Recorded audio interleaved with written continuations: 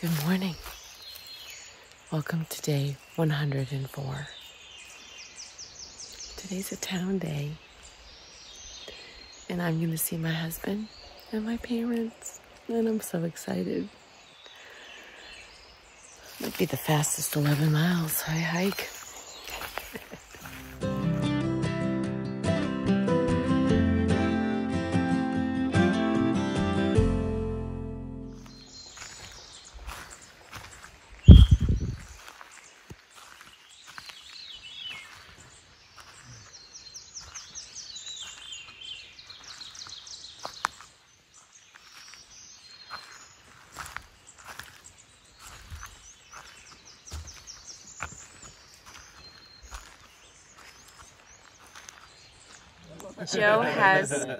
Joe has decided to treat the group this morning with some fresh brewed coffee, and it's blueberry coffee.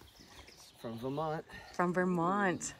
That's awesome. I smell it. It's really good. Wow, that smells incredible. Weren't we just talking about blueberry and coffee? Yeah.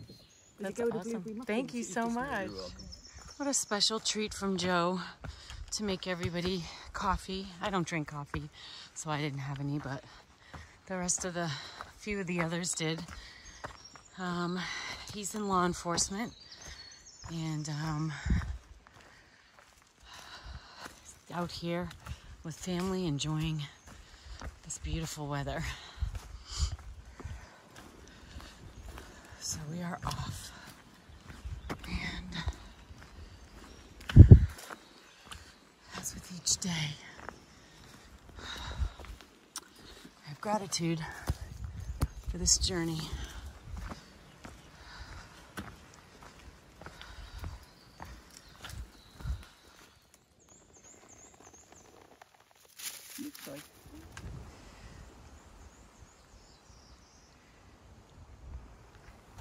Today is the first day that I've woken up in Massachusetts since February 13th.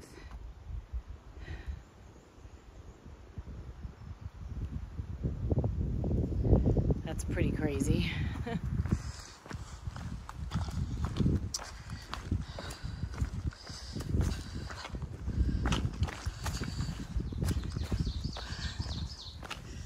Feels good, man. Feels real good. It's kind of surreal. I think I keep saying that, so I apologize for being repetitive. It's just crazy to think that I'm in Massachusetts. Can't wait to see my mom and dad and Jim today. We get picked up. We have a bunch of stuff we gotta do. We gotta get everybody to, we're not all staying in the same place. Pace and Deceiver have a friend in the area, so they're staying with him. So they'll be getting picked up by him and going to his house. And then Stinger, Cup of Tea, and Bearded Frog are staying at, I think, the Quality Inn. But they don't have a washing machine and dryer.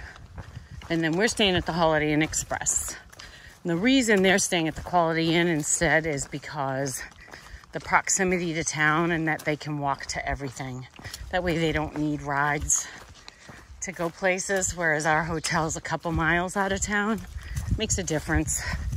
When you're through hiking, you just want to be able to walk to restaurants and have that freedom to go to different places and shop or whatever, get your resupplies, and it's just easier. They don't want to have to call us every time they need a ride, so that's fine. I get it. I would do the same thing. So we'll stay at our hotel, but we have a washer and dryer. Hopefully it works and it's running. I did not check that. I'm assuming not smart, but we have a car, so it doesn't matter. But when we drop them off, I will take all of their dirty clothes with me and do their laundry with mine. I think we're gonna do extra pre-wash and soak because everything is disgusting. And then I'll bring it back to them later. Jim's bringing them some clothes from of my clothes and his clothes that they can wear in the meantime while we're doing the laundry. And I need to tend to my feet. Ugh. It's always something. That's what happens when you're hiking 15, 20 miles a day, I guess. I think my pinky toe blister got infected because this morning when I woke up, it had this gooiness, and I did not put anything on it last night, so the gooey it's not like it's bacitracin or whatever, not bacitracin, Neosporin. Okay, I'm gonna put this down.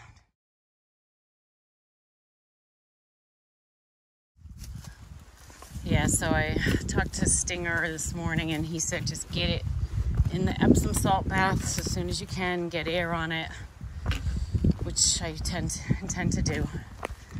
And yeah, just take care of my little feet. They're what's gonna get me to Maine, man. They're what's gonna get me to Maine. Looking forward to having some steak tonight. Hopefully it's good. Eating some good food. Yum. There's a reason I haven't lost weight. Well, I've lost some weight, but I haven't lost as much as some. Because I still eat a lot of calories, which is good. I mean, I wasn't looking to get super skinny. What it means is I'm doing a good job with my calorie intake versus my calorie burn. So I'm good with that. If I lost too much weight, I'd be weak. So I'm good with what's been going on. Would be interesting to weigh myself, but I don't really care. At the end of the day, I'm not losing too much, which is all that really matters. It's really warm today. Didn't even need to really put my alpaca on this morning to start hiking. I had it on for a few minutes when I was getting ready, like getting my stuff packed up this morning, but then I took it off. It's got to be like 60 degrees already.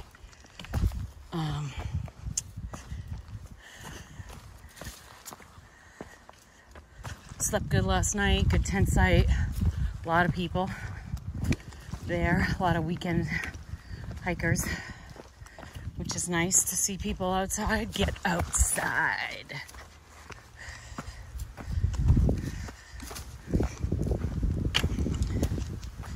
Get out and enjoy this weather while we have it, because you never know. We've had such good weather lately. We could end up with the whole month of June as rain for all we know. And that would suck so bad. So praying that this good weather sticks as we head up north. God knows the whites and rain will not be fun. I know that for a fact. So, all right, I need to use my hands.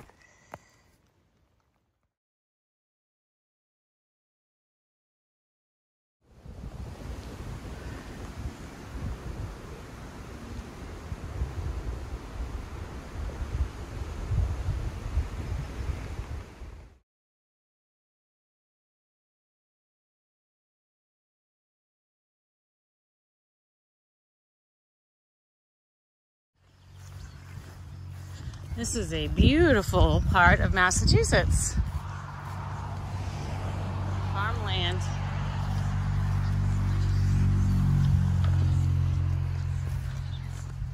All fields. It's beautiful.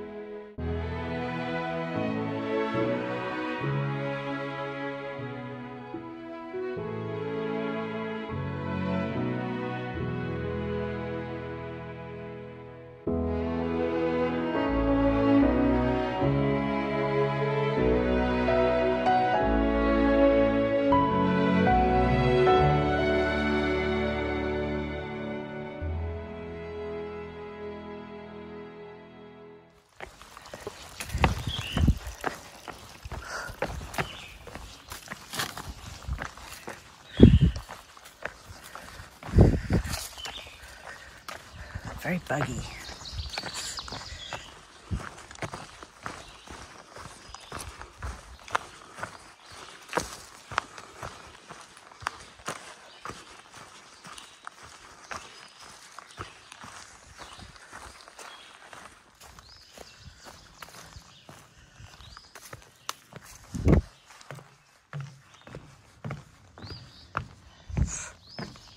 Oh my God, it's so buggy in here. Oh, the last battle of Shays Rebellion was here, February 27th, 1787. So this says, Shays Rebellion had economic roots in the long-standing English tradition of agrarian revolts, as well as in the resentment of rural Massachusetts of the political and financial dominance of Boston. The inability of the Commonwealth of Massachusetts forces to pursue the rebels across state lines strengthened the case for a strong federal government under the new United States Constitution. Shays' Rebellion was an early test of the limits of the state government after American independence. Many of those who took up arms on the side of the regulators of government, as they preferred to call themselves, were young men who had served during the Revolution and still considered their actions patriotic. Others saw them as dangerous counter-revolutionaries. The fight that took place here in Sheffield in the winter of 1787 was the last significant conflict of Shays' Rebellion. Sheffield men were in the ranks of the local militia, as well as with the body of rebels led by Perez Hamlin, originally from Sharon, Connecticut, but having since moved to Lenox. Hamlin and his men, 100 strong, crossed over from New Lebanon, New York, during the night of February 26th through 27th, 1787. Some of those under arms with Hamlin had deep roots in Berkshire communities, while others were recent arrivals or were merely what would later be termed border ruffians, motivated more by plunder than principle. Meanwhile, Lieutenant Thomas Ingersoll and some Great Barrington militia that were loyal to government pulled back from town at Hamlin's approach and joined with Colonel John Ashley Jr. and about 40 Sheffield militia several miles to the south. Another body of loyal militia under William Walker of Lenox followed in Hamlin's wake, setting the stage for a confrontation in Sheffield before the rebels were able to recross to safety in New York. The fight that took place that afternoon near this monument was short and bloody. Ingersoll's men fired on the head of Hamlin's column from the shelter of trees on one side of the road, and Ashley's men did the same from the other side. Walker's men from Lenox soon arrived soon after and swept up the rebels from the rear. During the firing, at least 2 of the regulators of government were killed or mortally wounded, Ozzie Wilcox of Lee and Joshua Rathburn of Tyringham, and a much larger number that included Captain Perez Hamlin were wounded. Almost 80 were eventually captured and held prisoner in Pittsfield and Great Barrington. On the side of government, 1 Great Barrington man was killed, Ephraim Porter, whose gravestone still stands in the Mahawi Cemetery. Solomon Glezzen Jr. was killed in the crossfire and is buried with a marble headstone in Stockbridge. The number of wounded on the government side was very slight. The only one who has been identified was a Yale student who was at home at the time in Richmond, Massachusetts, and volunteered in Walker's force. Young Hugo Burghardt was hit in the arm and right breast by a musket loaded with a ball and 3 pieces of swan shot, but recovered from his wounds and eventually returned to school. Most of the prisoners were eventually pardoned, though 8 who were deemed to be ringleaders, including Nathaniel Austin of Sheffield, was sentenced to death. Some escaped, and none of these were ultimately hanged, although 2 other housebreakers convicted of thefts not directly associated with Hamlin's raid were condemned and hanged. The Revolutionary War began in 1775 and ended in 1783. It left the country heavily in debt. To reduce the debt, taxes were imposed. Whether fact or fancy, it was generally believed that the heaviest tax burden fell on the poorest citizens. The poor, primarily farmers, were already reeling from personal debt. Farmers' debt rose exponentially during the Revolutionary War. when they left their farms and took up arms to help win the war. Their crops suffered and profits plummeted. Though promised compensation for military service, it was not paid or paid in worthless currency. The farmers were forced to borrow to pay taxes and then could not repay the loans. Debtors were hauled into court where harsh laws favored the lenders. Their land and assets were seized and the farmers were imprisoned. The combination of these economic pressures and the laws created desperate debtors. This must now put the people in a most zealous search for remedies, for representatives who can find means to redress the grievances of the people. Connecticut Courant, 1787. They are, the Courant concluded, the most discontentedest.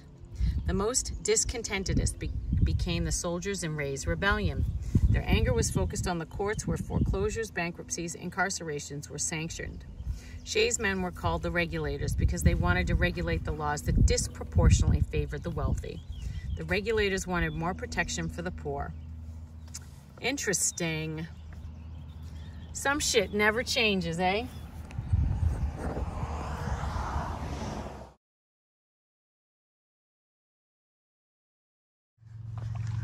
Sorry for the salty comment at the end. It just really does seem like the farmers in this country, the people responsible for feeding everyone, tend to get the shit end of the stick. Anyway, sometimes history can't help but repeat itself. So, Dad, there's a little history for you, although it's not the Civil War. It's a little Massachusetts history.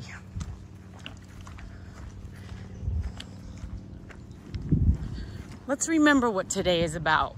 Let's make sure that those we know and love and our little ones know what this holiday means and what it's about. It's not just a day off.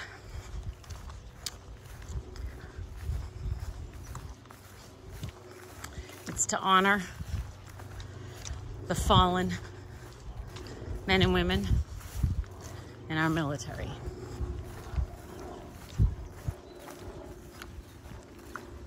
That's why we have today as a holiday.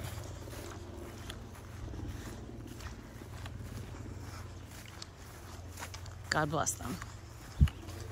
Those are the mountains I just hiked over. Pretty cool, huh?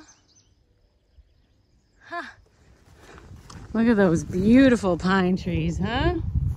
Oh my gosh, I love it. I love it. I remember as a child when we lived in Massachusetts and we would come to New Hampshire to visit my grandparents on the weekends. They had a little camp and the road was lined on both sides, all the way down the road with those big, tall, white pines. And I remember as soon as those would come into sight, I would just be giddy with joy at the prospect of seeing Nino and Papa.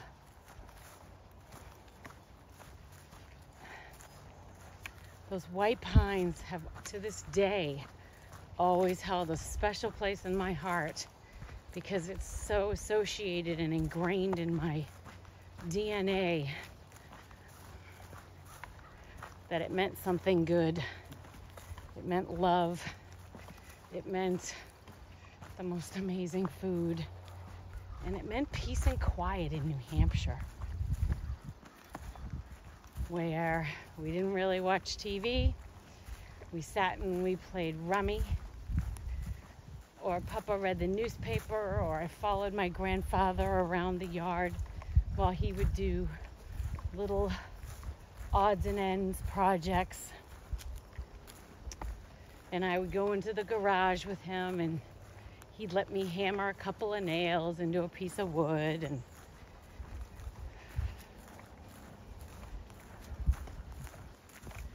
I'll never forget that. I'll never forget the memories in that house in New Hampshire with my family. And then on Sunday, my dad's brother and his family, my 2 cousins, would come and we'd all have this big, huge dinner. I think my grandmother cooked all week to make the food for that dinner. There was no shortage of anything. All homemade, delicious, amazing food.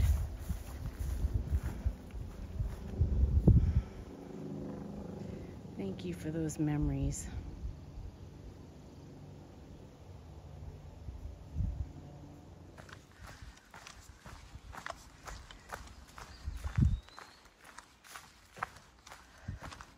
It's been crazy buggy in the woods this morning. You know, I vaguely remember everybody talking about some section being like the buggy section on the AT with mosquitoes. And that somebody had put in the far out comments that, oh, you should put on pants and long sleeves. I don't think I realized that section was happening today. Yesterday at the end of the day, I was so incredibly spent. I think the video ended quite abruptly for yesterday because of that. By the time I got to camp, I was so dehydrated and tired and hungry. It was all I could do to find a spot to pitch my tent and then just get some food and water into my body. I even tried to do a little editing in my tent last night, and I think I fell asleep in like 10 minutes. So I wasn't entirely paying attention to the group talking. I mean, I heard what they were saying. I don't think I realized. I think the mosquito section was today. If not, then we're in trouble because I just got annihilated. What a gorgeous Memorial Day weekend in the Northeast. I'll tell you, man, it's a crapshoot every year. You never know. You always envision it to be a weekend like this. Beautiful weather. Hey, let's go to the beach, or let's go to the lake, or let's go somewhere. Let's go to the park. Be outside, finally. Winter's over. And then some Memorial Day weekends, you're freezing your butt off. Or it's raining all weekend, or, you know, cold and rainy. You never know what you're going to get in the Northeast, man. Especially at the end of May. But this weekend, I hope you are all enjoying it outside. Get out in the sunshine, get out in the woods, get out to the beaches, to the lakes, to wherever you can. Soak up some sunshine, fresh air.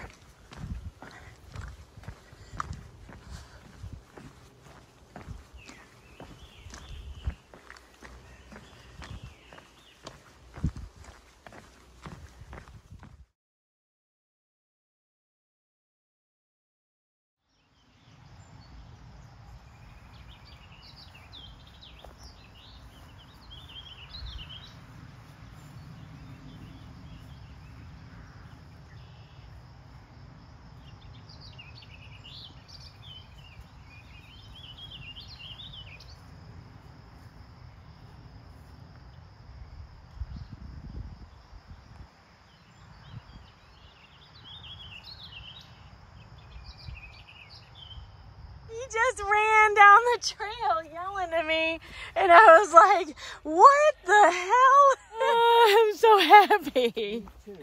Oh my God. Mwah. I love you. You firecracker. Oh my gosh. Did you see my crew?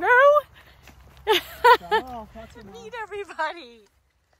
First floor, about 3/4 of a mile up. Okay. Cup of tea's about half a mile, maybe. Okay.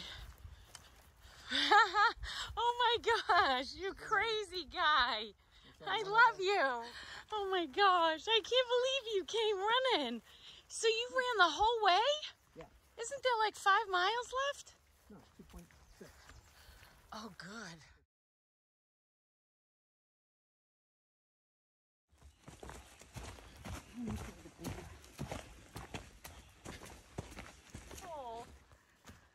Oh, I love that. Oh.